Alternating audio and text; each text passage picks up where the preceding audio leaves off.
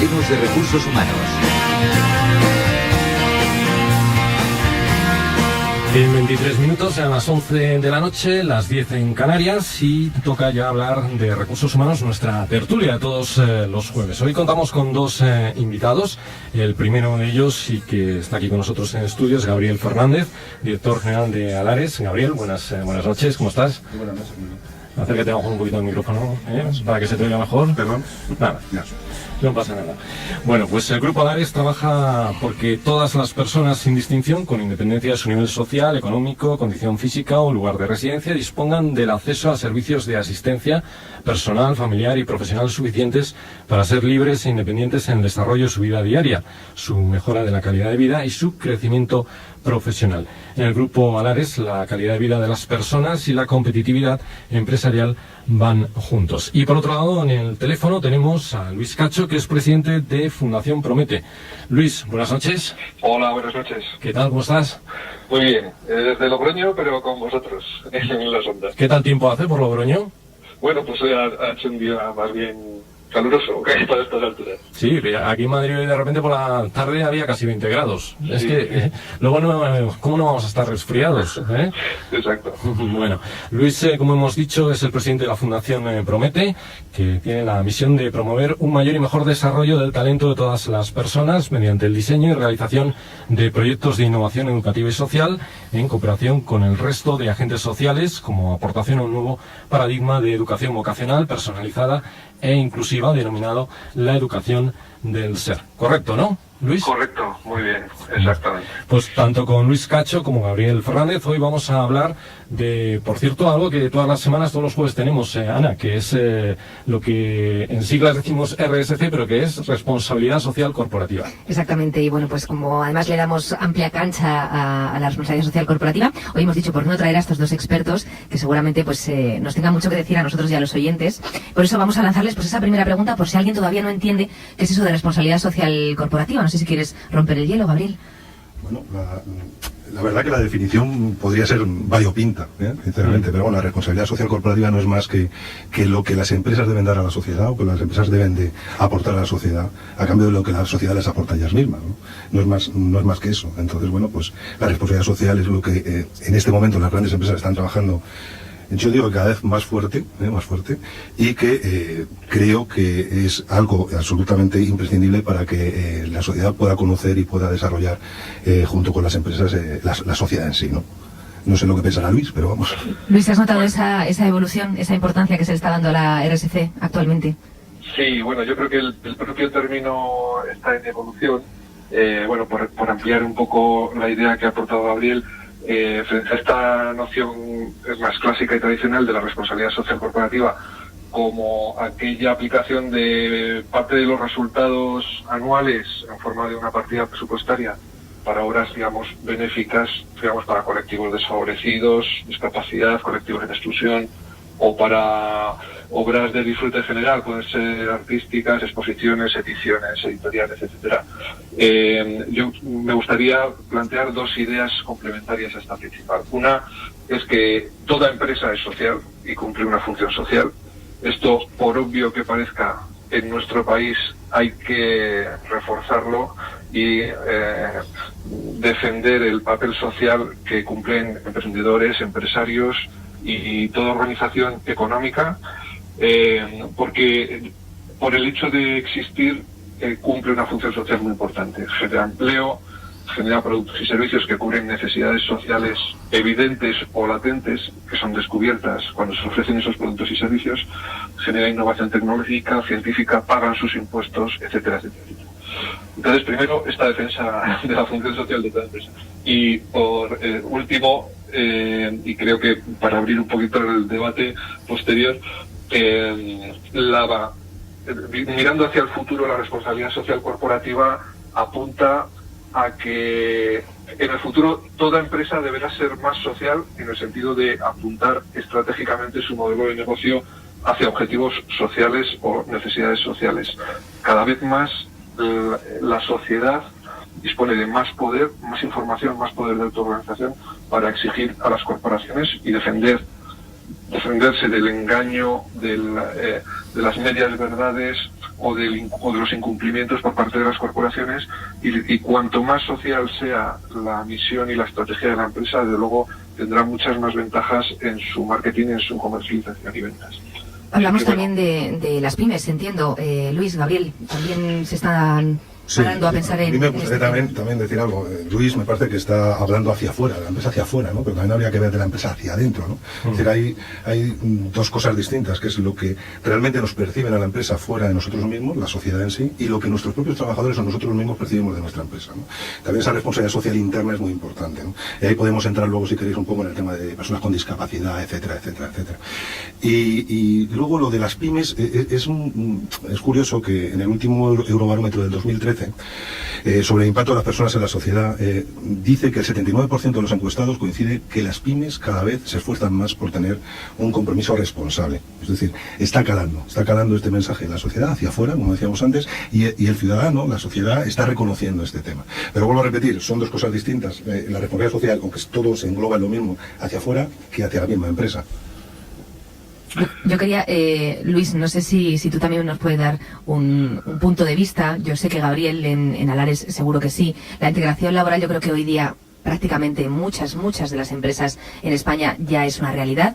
Es verdad que tiene que ser parte de nuestro día a día, Gabriel, el quizás darle esa oportunidad a una persona con discapacidad.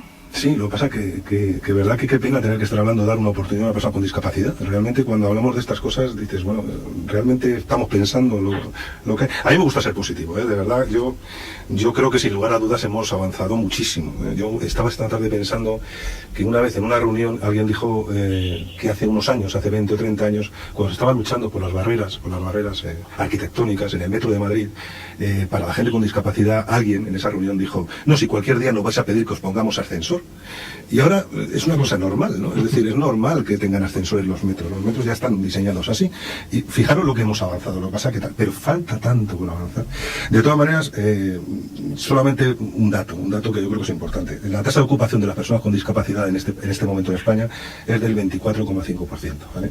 La tasa de una persona sin discapacidad, o de las personas sin discapacidad, está en el 57,8%. Es decir, hay 30 puntos de diferencia entre un tipo de personas y otro tipo de personas que son las mismas personas, ¿de acuerdo? Entonces, para que veáis un poco el problema al que estamos. Y aún así, vuelvo a repetir, hemos avanzado muchísimo, pero muchísimo, ¿no? Podríamos hablar de formación, podríamos hablar de la sensibilización de las empresas, podríamos hablar de barreras arquitectónicas o barreras tecnológicas, pero lógicamente estamos avanzando poco a poco, pero aún nos queda mucho camino para recorrer en este sentido. Luis. Sí, yo aportaría, una persona con discapacidad es una persona. Aunque evidentemente queda camino por recorrer, como en otros valores y otros aspectos, yo, que tal vez sea un optimista empedernido, soy optimista también en esto. En las últimas 2 o 3 décadas la psicología y la sociología han avanzado mucho, así igual que con el concepto de inteligencia o de talento. Antes era mucho más monolítico, unitario, pensábamos que las personas eran inteligentes o tontas. Ahora se ha avanzado en la relativización y sobre todo en la multiplicidad de los factores y de las capacidades en la persona. Así que, aunque una persona tenga una discapacidad física, tiene muchas capacidades, muchos talentos potenciales. La educación de estos colectivos ha avanzado mucho. Las próximas generaciones van a ser afortunadamente mucho mejor preparadas, especialmente en el plano psicológico, mental, y afortunadamente la tecnología va a su favor y cada vez son más las fórmulas que posibilitan que una persona con algún tipo de discapacidad pueda trabajar en una multiplicidad de empleos, tanto presencial como online, de forma remota. Así que bueno, es una forma... Hablabas de las nuevas tecnologías. Yo creo que es una herramienta junto con la formación que hoy en día es básico. En efecto, sobre todo porque permite eliminar barreras que hace solo unos pocos años pues eran muy importantes, ¿no? Como la presencia física, etcétera. Así que personas con alguna discapacidad sensorial o de movilidad, pues si han desarrollado sus capacidades mentales o de determinados tipos de habilidades, pueden ser tan válidas como el resto de personas para desempeñar muchos puestos. Gabriel, en Alares la formación Está claro. A mí me gustaría dar más datos. Es que yo soy a lo mejor enamorado de los datos. Perdonadme. Bueno, estamos hablando con personas con discapacidad. La verdad que diversos somos todos. Yo eso sí quiero dejarlo claro porque es una cosa que me empeño mucho en decir, ¿no? Diversos somos todos, ¿vale? Y yo soy tan capaz para unas cosas como no soy capaz para otras, ¿eh? Eso es así. Sí que es verdad que la formación hemos avanzado mucho. Tener en cuenta que hace 5 años las personas con discapacidad en las universidades españolas eran un 1%, y en este momento estamos en un 3%. Eso es un logro, aunque parezca relativo y pequeño, es un logro importante. Es decir, la formación cada vez es mayor de las personas con discapacidad. Se ha dejado ese estigma de que las personas con discapacidad no tienen que estudiar, no tienen que formar, todo lo contrario. Es más, yo tendría algunos casos de que se forman mucho mejor y que tienen unas capacidades mucho más grandes que los demás. Pero independientemente de esto, también hay que tener en cuenta que hay mucho estigma en las empresas todavía, ¿no? Es decir, hay que formar también internamente en las empresas. Hay que formar a los compañeros. La discapacidad es muy diversa, es tan diversa como queramos pensar. Hay discapacidades de todo tipo, discapacidades físicas, psíquicas, mentales, es decir, sensoriales, como decía antes Luis, ¿no? Es decir, hay tantas cosas que hacer y tanto que ayudar, y ni hay que arropar, ni hay que desarropar. Es decir, hay un montón de cosas que están haciendo, de hecho, para algunas fundaciones como la nuestra, o supongo como la de Luis, en ayudar a las empresas a que eso sea normal, sea la normalidad. La normalidad es que una persona tiene su discapacidad y no pasa absolutamente nada. Que la verdad que bueno, hay que trabajar accesibilidad. En este país tenemos una ley bastante, yo creo, buena en torno a qué medidas tiene que tener cualquier sitio, qué accesibilidad a un inmueble tiene que haber. Muchos inmuebles no lo cumplen por antiguos, por obsoletos o porque es imposible, ¿no? La accesibilidad en el diseño de una web, el diseño de muchas cosas que nosotros no nos damos cuenta, pero que es muy importante a la hora de la verdad. Y luego, por otro lado, somos un país que no cumplimos las leyes sociales. Somos un país muy difícil, porque, mira, el otro día salió un dato en el periódico sobre las empresas de Extremadura, que ya sabéis que hay una cuota de reserva del 2%, ¿no?, para las empresas, para contratar a la gente con discapacidad. Y solamente el 17% de las empresas en Extremadura, podemos extrapolarlo seguramente a todo el territorio, cumple con ella. Es decir, está claro que en este país no se cumple este tipo de leyes sociales. Es decir, aquí se cumplen todas las leyes, es decir, fiscales, hasta de riesgos laborales. También hubo que poner muy duro el tema de riesgos laborales, pero las leyes sociales no se cumplen. Esperemos que ahora, con la nueva normativa que tenemos entre manos, pues por lo menos incrementemos ese porcentaje de uso de esa ley, de ese 2%, ¿no? La verdad es un asunto que da para un debate otro día, ¿verdad, Ana? Porque desde luego. Estamos ya sin tiempo, nos hemos quedado sin hablar de algo yo que quería haber sacado, que es el Código de Buen Gobierno, entre otras cosas porque anteriormente Luis ha comentado de las empresas que, en fin, de cara luego a los clientes, pues no hay que andar con medias verdades, ¿verdad, Luis? Lo decías. Y como consumidores a veces pues nos metemos en una galimatía, sobre todo con las grandes compañías, de cómo nos tratan y de que parece a veces que estás hablando con máquinas, y me estoy refiriendo a las compañías de teléfono directamente. Pero bueno, que eso es otro asunto. Pero que, en fin, Luis, ¿quieres apuntar algo más? Porque estamos terminando. Nada, simplemente en esta línea yo creo que nos dirigimos hacia una nueva era ética o era de los valores. En este sentido, yo soy fiel seguidor de José Antonio Marina, que marca esta idea, en el sentido de que los valores son cada vez más transparentes, más identificables, y resulta más difícil engañar. Las empresas tienen que ser buenas, lo inteligente es ser bueno, lo inteligente es colaborar, y en este sentido pues creo que las buenas prácticas como el Código de Buen Gobierno, etcétera, pues al final se van a ir imponiendo por sí solas, y las empresas pues finalmente van a buscar trabajadores cualificados, creativos, que buscan autorrealizarse y ser felices en una empresa con valores. Aunque tal vez las personas más cínicas o pesimistas puedan sonreír escuchando estos argumentos, yo creo que hay unas tendencias claras que vamos hacia ahí. Ojalá, lo necesitamos. Seguro.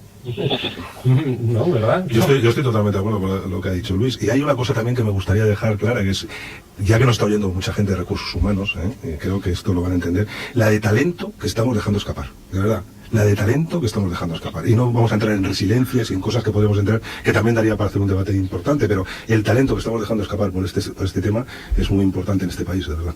Pues otro día os invitamos y lo tratamos. Luis Cacho, presidente de la Fundación Promete, gracias por habernos acompañado esta noche. Muchas gracias a vosotros. Hasta luego. Y a ti, Gabriel Fernández, director general de Alares, también gracias por haber estado esta noche y te volveremos a invitar. Muchas gracias, estaré encantado de volver. Bueno, estamos prácticamente en la...